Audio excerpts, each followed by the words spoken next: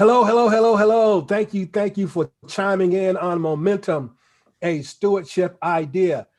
And we're just so glad today that you had an opportunity to join us. As always, we're trying to bring you something fresh, something creative. Uh, and let me do the simpleton and turn my volume down. How about that? There we go. That way I don't get any feedback. Right. So again, we're just glad to be on here today. And again, my name is Curtis O. Robinson Sr. I'm the senior pastor at the Faith Church there in Central East Oakland, California. And we're bringing you this show today. Obviously, no man is an island. Could never do this by myself. I did one show by myself, and then something said, you know what? Why don't you not work so hard? And why don't you ask one of your best friends, one of your best buds, one of your guys that you just roll with? And his name is Jeffrey Healy. He's an elder at the Westminster Presbyterian Church. I am salt and he is pepper. Brother Jeff, how's it going today? If it's any better, I tell people I graduated from West Point, but it's going pretty well. I didn't graduate from West Point, by the way. You could only hope, huh? Could only hope. Could only hope. Good to be here. Nice to see our country. What did he just say? Coming back together. We're going to come back together. This has been a tough couple months, and let the healing begin.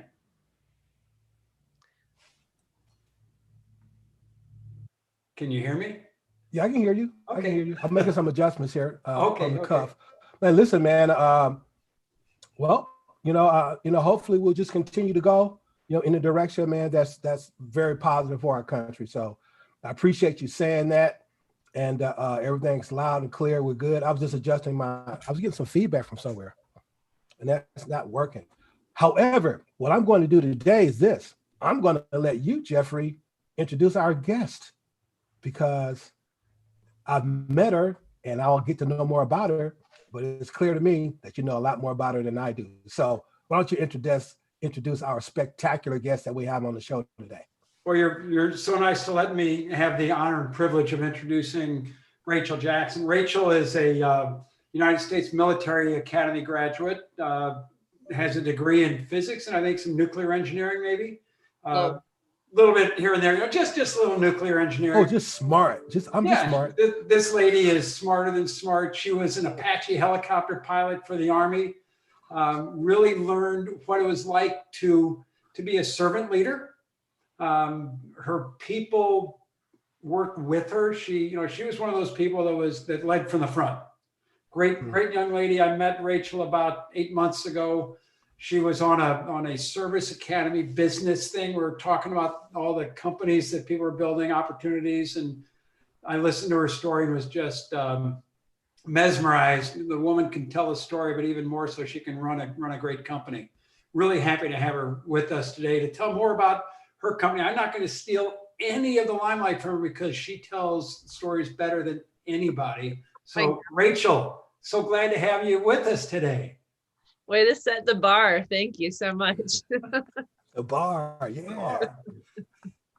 So before we get started, and Rachel, you entered West Point, went to Beast Barracks in June, July of 1999.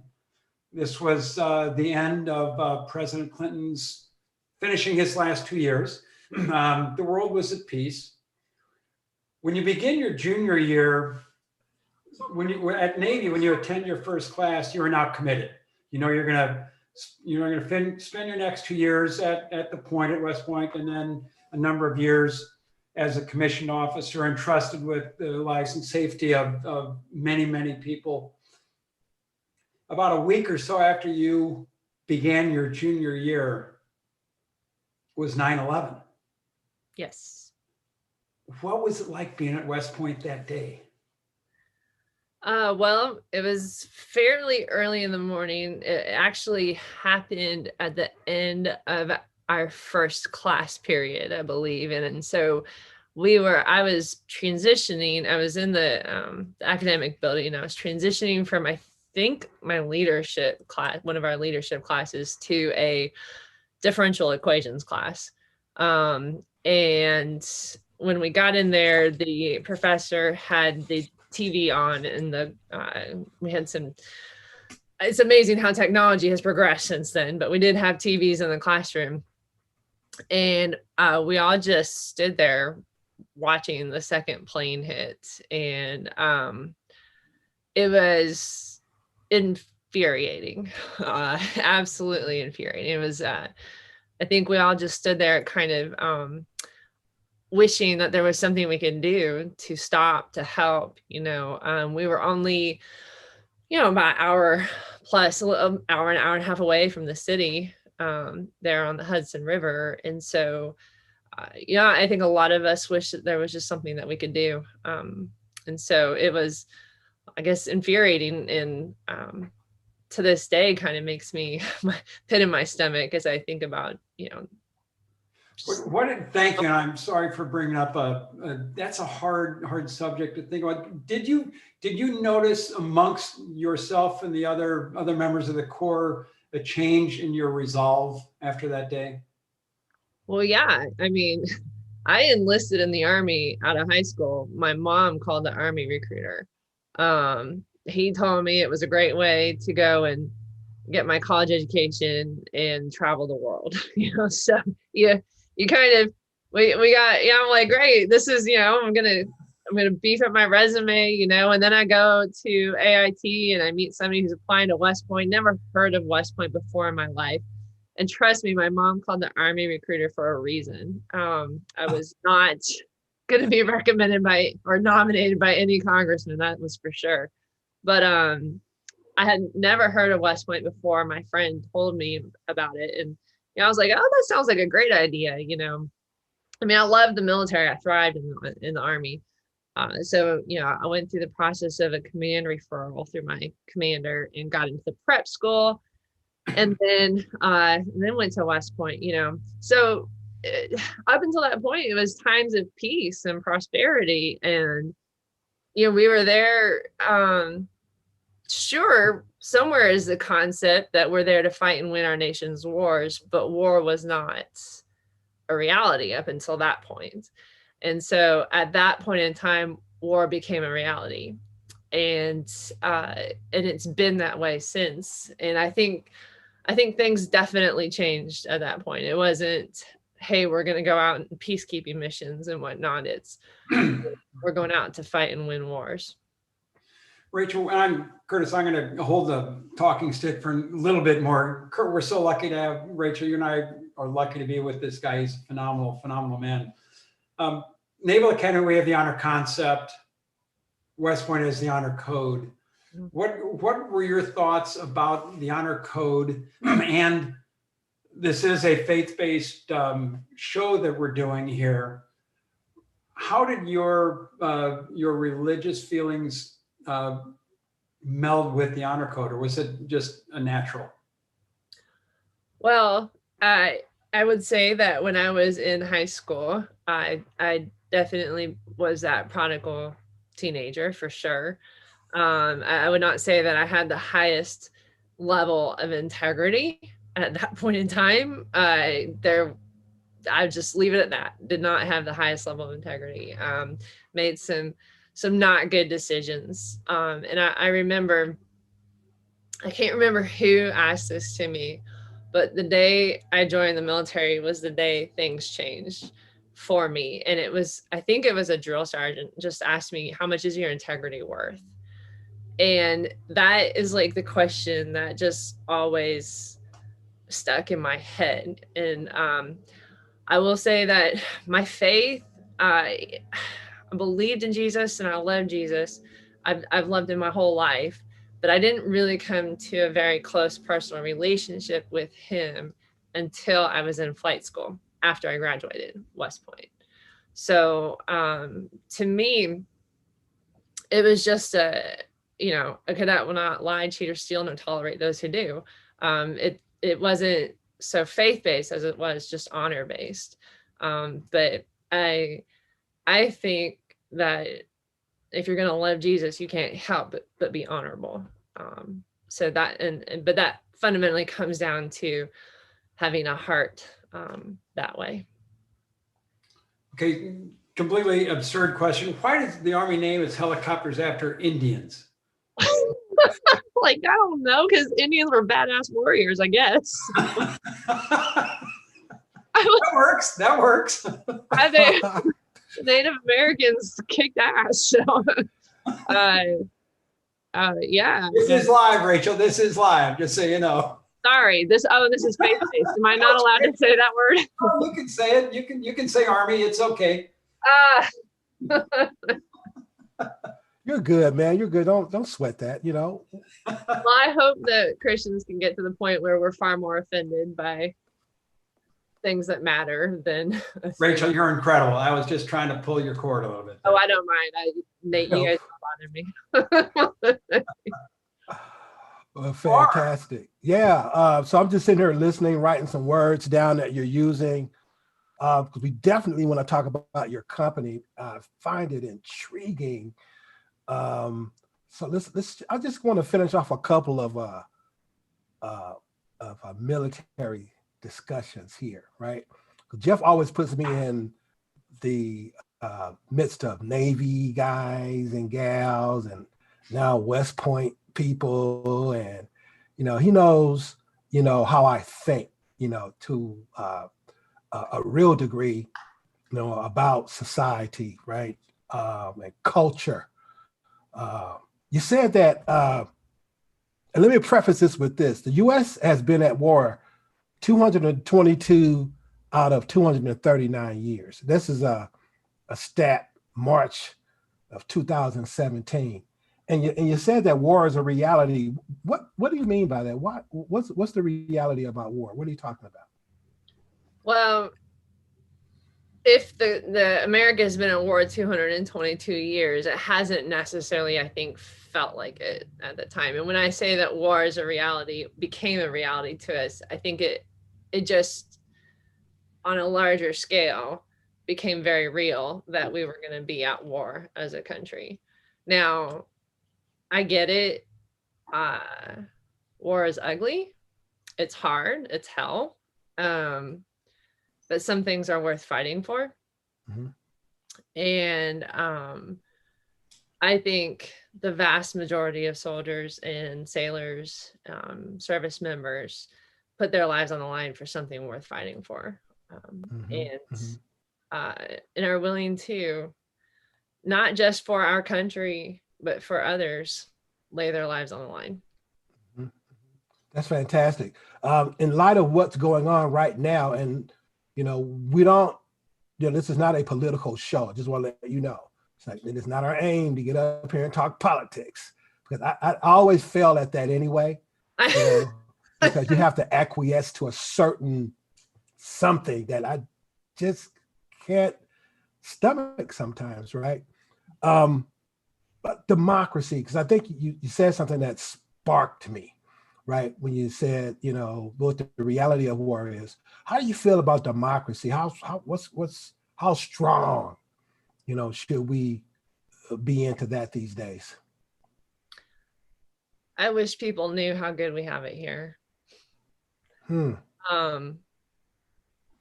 I wish that people could travel. I wish every American had to join the military.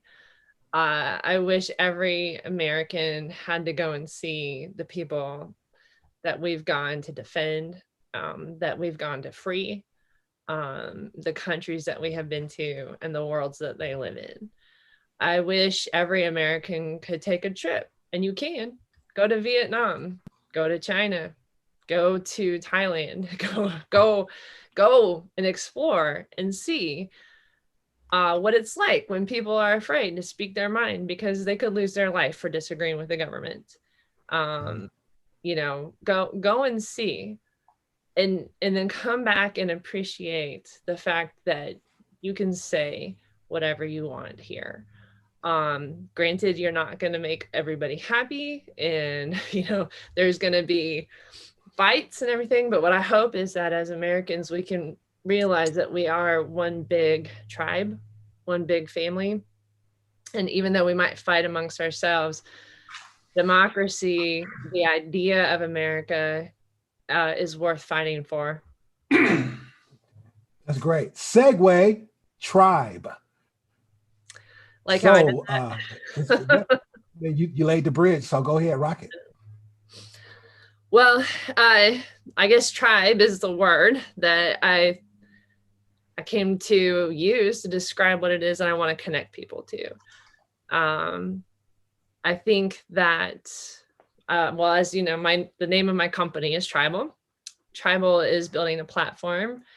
We call it the Meaning Network. So as opposed to social networks where people go to check out, we're building Tribal to be the Meaning Network where people go to check in.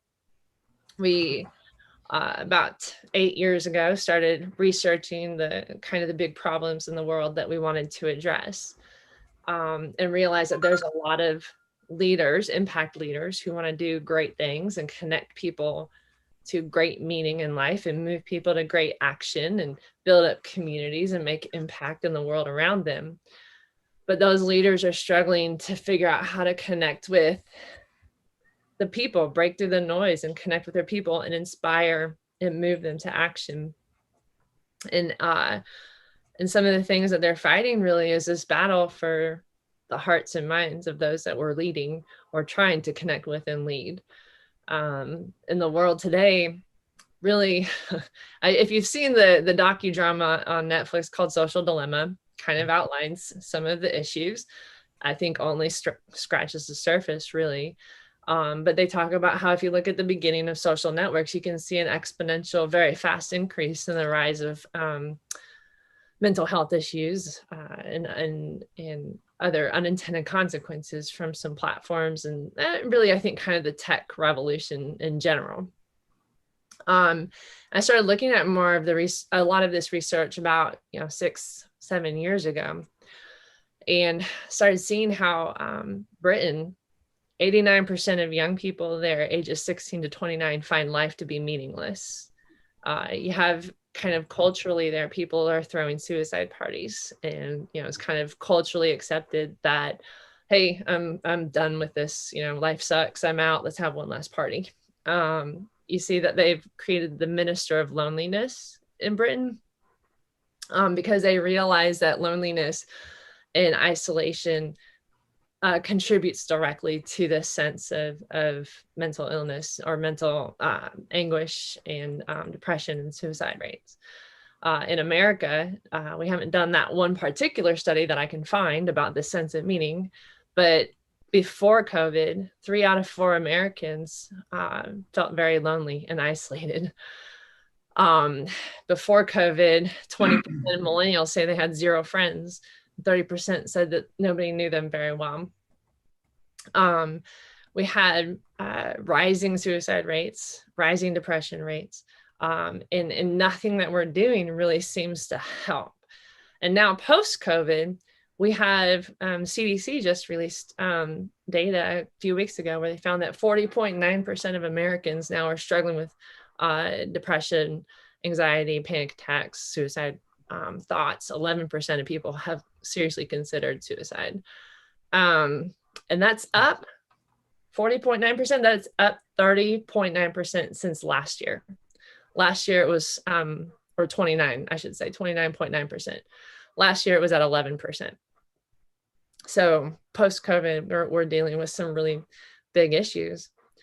And it just seems like more and more we're divided and it's hard to figure out how we're actually going to come together. I think a lot of people, the vast majority of people want to, but it's hard to figure out how we're going to cut through the noise and actually bring people back together and connect them to a sense of community, care for each other, and cause where we can actually make an impact in our communities. So this is exactly why I believe God called us to create Tribal, but Tribal is not faith-based. It is faith-friendly, but Tribal is a platform where we hope to use the power of stories that inspire to connect people to resources for hope, help, and purpose, and to relationships that empower and truly connect people in a sense of community and care for each other. So talk a little bit about the functionality then, if you would. I eventually want to drive down into into hierarchy. If a company brings it in, are there rules for the boss is in charge, or how do you get informal tribes within the tribe, things like that? Yeah. Well, here pretty soon, we're going to be releasing Tribal for All. So we're going to be opening up Tribal to the individuals. So there's a lot of functionality that we're going to be delivering with version 2 of our platform. And it's got a lot of similar features to social networks. But the answer to, connecting people and helping them maybe spend less time on social networks isn't to come up with another social network. It's to come up with a different solution. So that's why I say we're the meaning network. So we have 3 core transactions that we want people to take on our platform, and that is to consume meaningful content. And so we provide them a newsfeed, a curated newsfeed of stories meant to inspire from around the world, the nation, and hyperlocal communities. And then we also want them to create meaningful content. So we're helping people share their stories and giving them resources to do that. Stories always with the angle of hope, help, and purpose. And then we also want people to then connect in community. So the tools that we've given them are going to allow them to connect with their friends and family, their tribe, the people that they want to go deep with in relationships. That those are what give life meaning after all. We allow them to connect with those people. So if social networks are a mile wide and an inch deep, we want Tribal to be an inch wide and a mile deep. That's fantastic. I'm looking at it now. I see, as a pastor, I just see the relevance. I'm learning so much, like right now. That's why I love the show. And Healy brings these guests on, and every now and then I bring somebody on that's interesting, right? And we just learn, the minister of loneliness. So the UK said you need a minister of loneliness, but then the article says that people are still lonely. How do you think that, where do you think that we are right now as a culture, in trying to have depth, in our experience with one another? Where do I think we are as a culture? I think we have to learn how to have mercy and grace and compassion and empathy for others, and lose the desire and need to be right. To say my piece, to defend myself, I think to promote myself. I mean, think about all the things that happen on social networks, where are we in ways that help us to really connect? I mean, is it a safe place to truly share? Probably not. Are people, what is going on there? And I really think we need to get back to, how do we respect others? How do we keep our mouths shut if we don't have something nice to say? How do we try to walk a mile in somebody else's shoes? And I think that some of the fundamental things that I ask myself is, I wonder what their story is. I personally believe that we hate each other far less than the current media establishments would have us believe. I think the vast majority of us really want to connect with and move forward and say, hey, I don't hate you. I don't hate you based on any part about you. I want to move forward, and I want to make a difference. And I want other people to know, like, I've considered wearing a t-shirt saying, I don't hate you. Like, I just want you to know, I'm not a hater, right? I'm a lover, not a fighter. But I think people walk around with this false perception now, based on a false narrative, that the vast majority of people feel a certain way because 5% of our country is posting on Facebook. So I just think we need to give people an opportunity to truly hear, to truly share, to be respected, to have grace and mercy for each other, and to just get back to the basics of relationships. Mhm. Beautiful, Rachel. Angry argument versus civil discourse and civil debate. Does tribal help with that? One, and then part two is how is tribal going to help from not having group thought with being retarded growth, but being enabled growth? How do you achieve those? So first you got to nail something, and then you can expand into other areas, right? So nail your niche. Our first focus, we're not going to be about debating or civil discourse. Like, that's not our focus right now. It doesn't mean that that can't happen later on in life. Right now, our goal is to figure out how to just get people to connect in more meaningful relationships with each other, and to practical resources for hope, help, and purpose based on a number of stories, and topics of stories. We're an interesting combination of a variety of platforms, but we're very focused on the whole person, health and wellness. So the topics that we focus on are relationships, health and wellness, finances, professional, good news, purpose, spiritual, and then industry related topics. So, and then there's a lot of other subtopics underneath those. But that's what we focus on. So it's not about coming to groupthink. It's about crossing bridges to each other. It's about sharing our stories, and it's not about, yeah, oh, I completely agree with you on this. That's not what we're trying to get to. It's just sharing stories and giving people the space to have their stories, and not feeling the need to put them down or correct them or say something, like, I mean, that's one thing you can't debate is somebody's story. It's just not possible. I'm not trying to be gender specific here, and I feel that I probably will be, despite the attempt not to be. How do you account for the difference then in the storytelling skills of men versus women? That terrible thing about, it's not about the nail, where the guy's trying to fix the problem and somebody else just wants to talk. Any of your thoughts about how this was built with the two genders practices? First of all, people consume content in different formats, and I don't know that it's specific, like only gender based, because like I am one who likes bullets. Like, I don't like to read a whole lot. I just want the highlights. That's why you went in the Army. You like bullets, right? Exactly, 30 millimeters to be exact. Swallow that. That's a nice martini shake. Sorry. So, anyways, so there's a variety of ways that stories can be shared in different formats that they can be delivered in.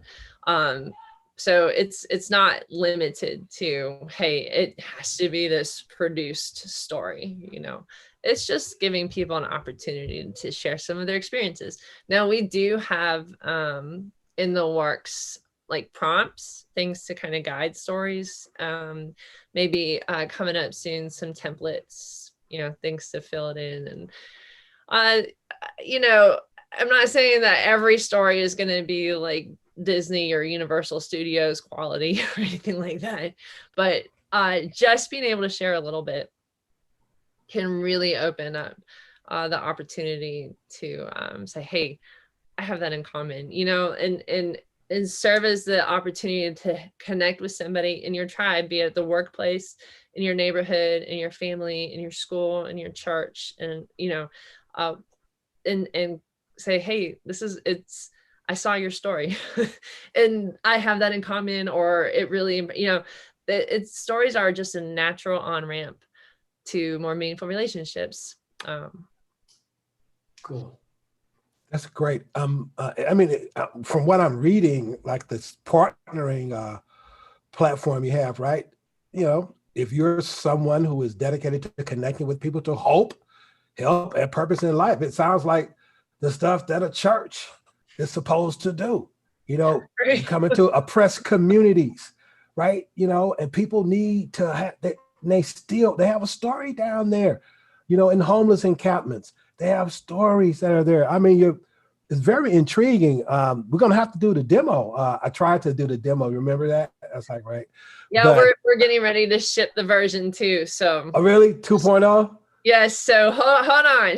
Hold on, man. Hold on. Look, it's just a beautiful thought. You know, it really is, you know. I think that right now we are in need desperately, you know, of those kind of platforms. It seems like a lot of transparency is needed. What do you think? From the church perspective, I stand by the verse in Revelations 12:11, where it says that we will overcome him by the blood of the Lamb and the word of our testimony, because we do not love our lives even until death. So to me, that says a couple of things. One, the blood of the Lamb's already been shed, so that work's already been done. Two, our story is our weapon. It is one of the active weapons of war we have against the devil. But this idea, and for us right now in America Christians are very safe. You know, like we're not going to be martyred. We might be canceled. We might be canceled, but we're not going to be martyred in America for sharing our stories. People in China, they might be, right. You know, like others stand a physical risk for sharing their stories. So for American Christians, that last half of the verse of because they did not love their lives even until death, to me means is because I care more about you than I do what you think about me or my reputation. I'm going to be honest when appropriate, when necessary, and share my stories so that you can see who God is and where he met me and how he can meet you there too. Mm-hmm. So, you know, with that said, you said, you know, you're in Revelations, you're 12 and 11. I'm loving it, right? Because that's preaching material for sure. No, I'm not. I wanted to shift a little bit. Don't go on anymore. But okay, what? Hey, man, listen, don't get me started. Don't get me started. I'm sitting here. I'm finishing up Harvey Cox's The Secular City. I'm finishing that book up because one of the things that I found that as a pastor, right, I got to reinvent myself. I got to reinvent this church, right? That's what the COVID has shown us. Christianity around the world is up everywhere except for in America. Why do you think that is? Well, one of the cool stories not being shared in coronavirus is how many hundreds of thousands of people have come to a saving faith in God. When you have everything you need, you don't need God. And in America, we have more than what we need. I mean, you know, take away your physical safety, take away your health, take away financial security, your job in a thriving economy. And you're left with a sinking feeling of hopelessness. And where do people turn when they need hope? So not everybody turns there, but there have been hundreds of thousands of people through this time who have realized, hey, I need a savior. You know, Rachel, there's a story of a fellow that went to UCLA, was on the tennis team there, and 1967, 68, 67, I think it was. And he joined the Army right after he graduated, because that's what everybody did. And he actually came to West Point and he coached tennis. His brother, and Curtis has heard this story before, his brother served in the Army and was over in Vietnam. And at that point, like the Sullivan brothers, like the movie Saving Private Ryan and the like, there was a rule that you couldn't have two brothers serving in a combat zone at the same time. His brother was due to come back, and the officer stationed at West Point getting ready to go. And his brother extended his tour.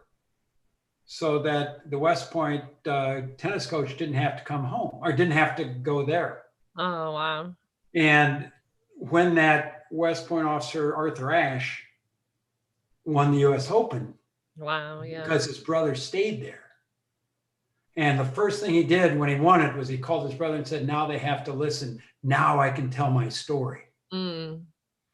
And Arthur Ashe, when they found out that he had AIDS from the bad blood, was asked, do you feel this is wrong? Do you feel God let you down? And he said, if I say, why me, God, when it's something bad, should I not say with the same incredulity, why me, when it's something good?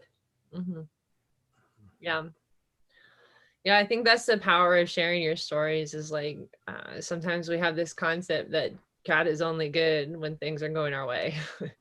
And, the truth of the matter is he's good all the time. And it's really hard, though, to reconcile a good and faithful, just, merciful God with a fallen, broken, painful world sometimes. But in sharing our stories of who he's been and walking with us through some of the very darkest times. And yes, the being healed this side of heaven doesn't always happen. I mean, there are two things guaranteed in life. And that is you'll be born and you'll die. But in him, we can rest assured that we will be healed on the other side, and that he does answer prayers, and that he does have a plan for us and good for us, even in the hard times. I remember I've always been the one to see the other side of the story. I remember sitting in church and hearing this like 9 or 10-year-old boy say that he was getting baptized because his grandfather had cancer and he had prayed to the Lord and the Lord had healed his grandfather. So that's why he was giving his life to Jesus. And me, that's a sweet story. But for me, I'm just like, well, what about if the answer had been no? Like, is he still good? Is he still worth giving your life to him? And that's the stuff that I had to reconcile. That's the stuff I had to come to grips with. When my mom passed away in 2010, I actually came to a crisis point in my faith when people would say, oh, she's in a better place. She's not in pain anymore, that kinds of stuff, And me, physics, which ironically now my physics degree helps me understand more about the afterlife and heaven and the possibility of that. But at that time, I hadn't done much studying on it at all.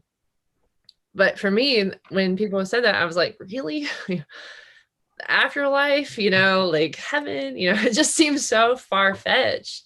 And for about 3 months, all I could do is say, God, help me believe. I need you, but I'm struggling to believe in this. And what he did is he walked me through my story and how I had come to know him through some very difficult times and how faithful he had been. And at the end of that period, I said, you know what, God, I've experienced you. I know you, and therefore I believe. And that's when he told me, he said that stories would connect people in relationships, and relationships would move people to action, and we would connect people to hope, help, and purpose. Cool. Curtis, Yes. Why in your faith is what in the Presbyterian church we call a funeral service, why do you call it a homegoing? Okay, so that's like a cultural giddy up, right? You look at the cultural experience, for Blacks in America, right? And let's go back, 40, 50, 60, 100 years. Mm-hmm. One of the reasons why we call it a home going experience is, first of all, most Blacks in America never felt that they had a home in the first place. Okay. Second reason is that a lot of Blacks never received the integrity or dignity, in their actual lives. I mean, if my grandfather was born in 1912, Okay. He was born in Coffeyville, Alabama. Hmm. Right. So he had to grow up in the Jim Crow South as a kid. He was on his own since he was 12 years old. Yeah. Okay. He taught himself everything. And I'm glad that I had the kind of grandfather that allowed, watch this, Rachel, the Lord to be the king, Jesus to be the savior of his life, because it taught him how to be a man. Mm. Right. But to many other Blacks, they never get that experience. And so one of the reasons why we make so much of a hullabaloo, in our services, is because we want to make sure that they get the dignity in death that they never really got in life. Mm. And that's why you see, even now, King said that, 11 a.m. It's the most segregated hour in America, but that is changing. That is changing, Healy, because I told him, Rachel, I told Jeff, like Sunday, I'm preaching on the porch, outside on the porch, right? Because I'm gonna keep moving. Because one day you're gonna catch me on YouTube. I'm gonna grab me a corner in downtown Oakland. Yeah, I like it. And I'm preaching prophetic relevancy, right? I think we have to get out, and I think that's the coronavirus has been a huge forcing function for the church to get out of the pulpit and let's get among the people and actually be the church instead of just doing church. Yeah. I think there's a difference between going to church and coming to church. Going to church means you're leaving where you're comfortable and going not comfortable at it's not home. But if you come to church, it's one of your homes. One of the things, Rachel, that Curtis and I, two quick things. One, there's another Naval Academy grad, so he's awesome. Younger than us, a little bit older than you, which just about everybody's younger than us, and many people are older than you. But we do 2 calls a week with this fellow at 6 a.m.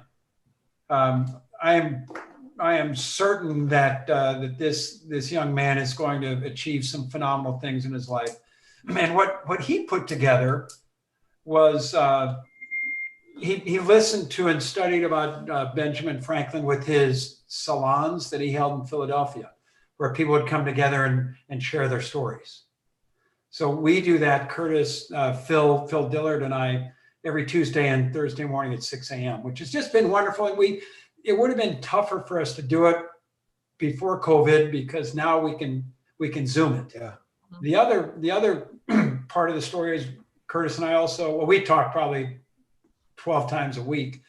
But on Friday mornings, our little men's group at our church meets a Zoom call from 6:30 till about 7:45-ish.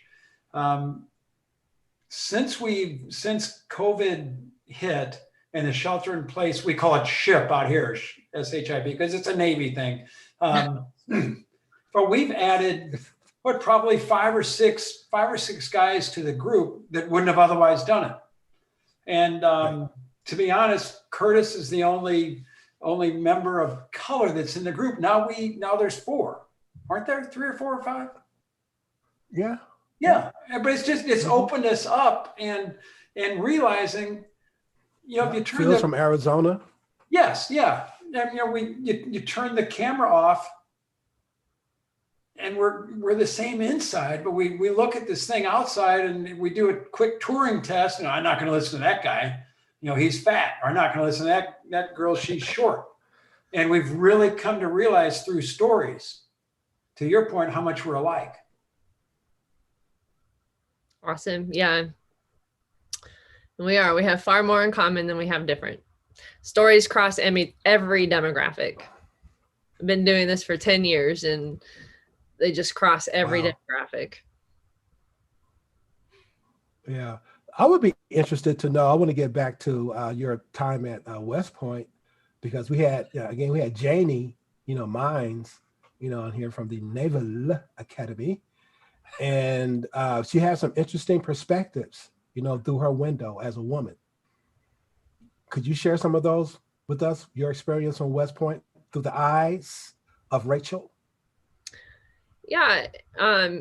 Well, it's been over 17 years now, believe it or not. So it's been a while, but, and I was so blessed to not have been, to have had many barriers broken down, the first class of women, the classes after them, they did so much work to tear down barriers and break through ceilings. And so I truly appreciate that. When I was there, I didn't feel like the cards were stacked against me, really. I felt on pretty equal footing. And I think as a woman, we need to start just assuming that that's where we are. I think we need to start assuming that we're on equal footing and just act like that and live our lives like that and stop carrying the chips on our shoulders, and giving people the benefit of the doubt. And there might be people who think that I don't measure up to something because I'm a woman, but that's their problem and not mine. I realize fully that I have the luxury of saying that now because there were women who took on that battle and have earned the right to get us to this level where I think we're on equal footing. Mm-hmm. But you had to say something. I think it was the 19th Amendment that gave women the right to vote. They gathered there on Fifth Avenue, had a parade, 1917, and walked down the street, a bunch of Asian women and white women, and said, "Hey, we need to vote."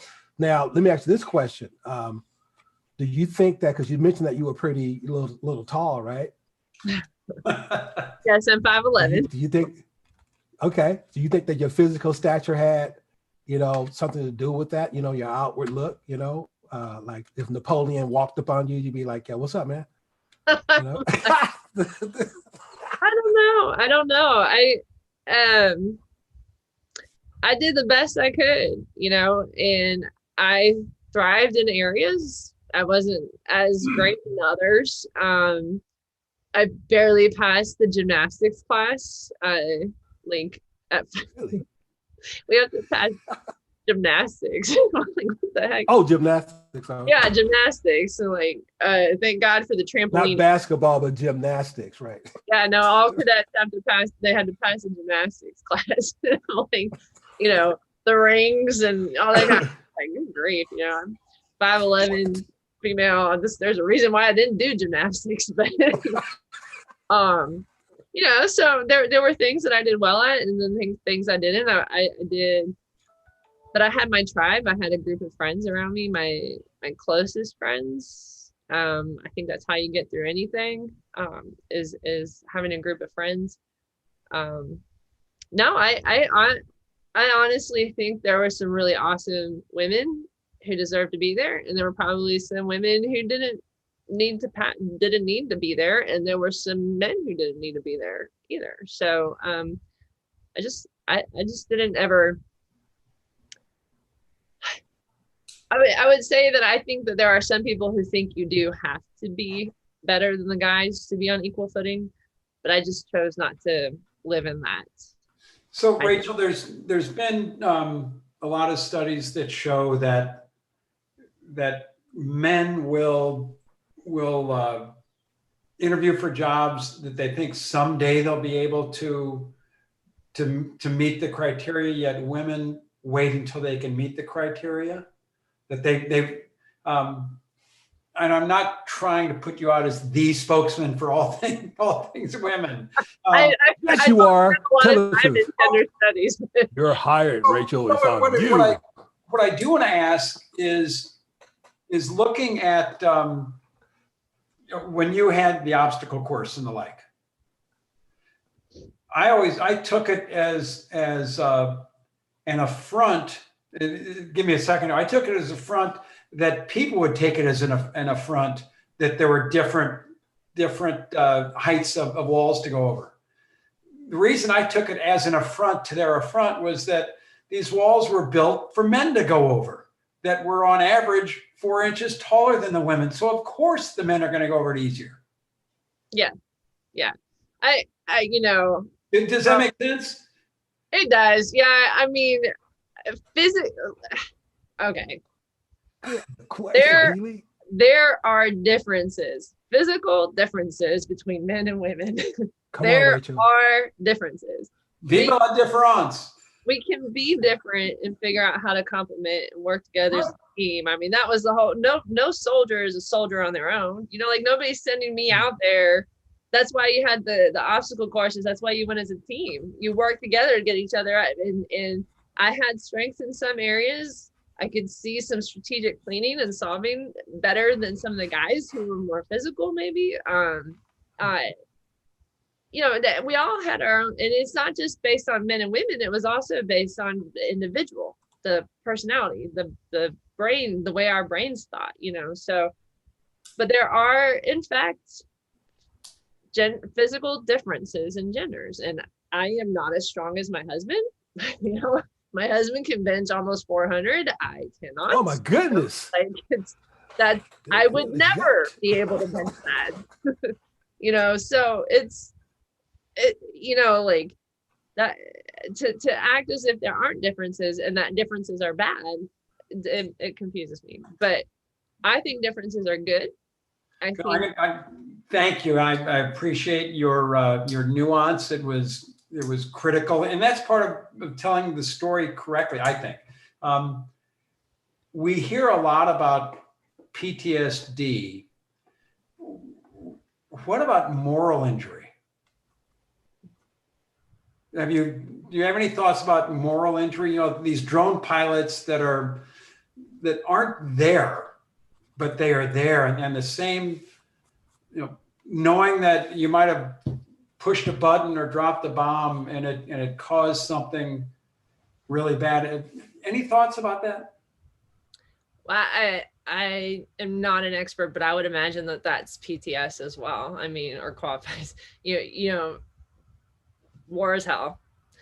There are things that happen that civilians honestly probably couldn't handle knowing about, and I think most humans struggle to deal with. And I never had to kill anybody. I never had to pull any triggers. And I'm very grateful. I think God took me out of that situation before I had to do that. And I'm very grateful for that, honestly. There are a lot of men and women who don't have that same story, and have had to deal with the reality of war. But there's a lot of resources out there to help you deal with it. We need warriors. There's evil out there. You know, to think that we can live this life without warriors is naive. There's no heaven on earth right now. You know, there are people out to do evil, to kill, to steal, and destroy. It's what the devil does. And it's what evil people do. And so I'm very thankful for the warriors and their warrior hearts.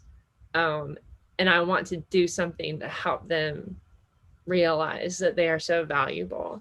Right. And that being through, you know, going through some of that stuff and having to do some of that, it's a toll on any human, but they are not alone. And they are loved, appreciated, honored, and it's okay. It's okay. It's we need warriors, and it's okay that that's your story, but that doesn't have to be your only story. Right. You know, there's other stories to write. You know, there's other stories to write. Yeah, my dad served in World War II. He was 2 days after his 17th birthday was Pearl Harbor, and he had a cousin that perished on board Arizona. He took life on Okinawa, and talked about it once. Yeah. And I think it's the Japanese practice that when somebody comes back from the military, the city embraces them, the town embraces them. and says, thank you for your service, and now you're back with us again. So this re-embrace after having been put in that place with the horrors that none of us ever want to see. So thank you for your service. Right. Right. So Rachel, I have a question for you. Oh, and you left out one thing between being born and dying. You left out taxes. Yeah, not everybody pays taxes. No. My grandfather said, he said, there are two things in life that are certain. I said, what, Granddaddy? He said, death and taxes. Yeah. And he was right about both. All right. So question, right? Yeah. Do you see yourself as, I'm really intrigued with your story. I'm going to try this demo out. I really am. Okay, give us until January. Oh, I got to wait till January. See, I want to go like right now, man. That's how urgent my situation is, because I promise you, when I go to my church on tomorrow to get set for Sunday, I'm going to drive down 64th Avenue, okay, in Oakland, California. And it's going to look like a war zone because there's trash everywhere. People are sleeping in their cars. And there's all kinds of mayhem and stuff that's going on out there. I promise you. I dropped some water off one day. I just said, because we have a feeding program. And I said, okay, they need some water. Just like that. I had my guy put 5 cases of water in my car. I said, hey guys, here's some water. They just came right over, picked it up. I said, I'm right down the corner, right? This is what I want to ask you though. What's the difference between what you do and conflict mediation? Well, tribal is a platform. I think conflict mediation requires a leader. Tribal wants to help leaders be successful, impact leaders, leaders who want to move people to good and help people connect to resources for hope, help, and purpose. So we're not the leader, we're not the platform, or we're not the resource, and we're not the stories, but we want to give the people who have the stories and the wisdom, we want to give the resources that are available in every community that go underutilized, underseen,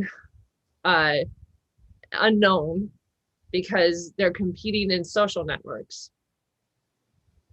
We want to give these people and these leaders a platform to be successful.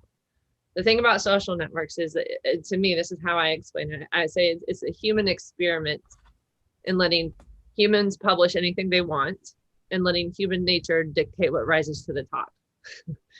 And there's this book called Contagious that talks about like the things that go viral. And the things that go viral are on either end of the emotional spectrum. So stuff that's very angering, bitter, divisive, that stuff goes viral, along with funny cat videos and America's Got Talent. So, there's some inspiring things that go viral too. But by and large, human nature, we gravitate towards the here, hold my beer, or I'm just here for the comments kind of situation. It's turned into kind of this voyeurism of the worst of humanity. It's clickbait. It's just turned into something really kind of ugly. And you can't compete with that. The things that are about hope, help, and purpose, where impact in communities are changed, where people's lives are changed, where relationships are had, where we care for each other, and we step outside of the bubble of social networks and into real life in person, like that's in the middle of the emotional spectrum. And that stuff's not going to go viral. So stop competing with the viral crap, and let's figure out how to make the middle of the emotional spectrum visible and important and powerful. And that's what Tribal is attempting to do. That's good. Different. I was just very upset about a couple minutes ago when I realized that Air Force canceled the Air Force Army game, because I really wanted you guys to win. They canceled it. Running scared. I think that counts as a W. So I don't know. So why'd they cancel it? Double coronavirus. There's a story out here story here that years ago, Cal has this phenomenal rugby team that rarely loses, and Stanford canceled the game because they were afraid they were going to get hurt. Well, rugby's a brutal game. That is I don't blame them. So that's great. So Did you do I'm any sports? curious. Oh, go ahead, Jeff. I was just what sports did you do at West Point, at the Point, at the Academy? well, I did the course. I wasn't a core squad athlete up there. I tried out for the basketball team, but I did not make that. So I ended up coaching the 7th and 8th grade girls team there on the campus for 3 years. That was fun. I loved that. And then I did the random cadet sports like orienteering and other stuff like that. So I can't remember.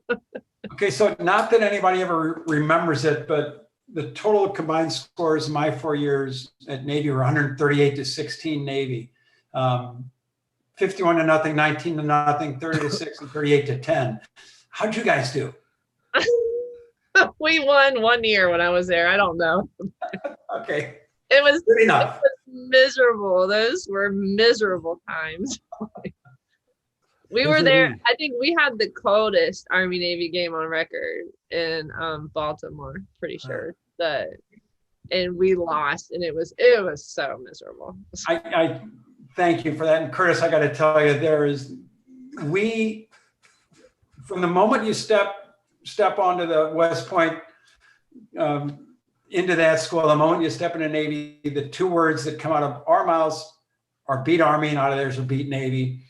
And when we square corners, we round the corner, it's go Navy, beat Army, et cetera, et cetera.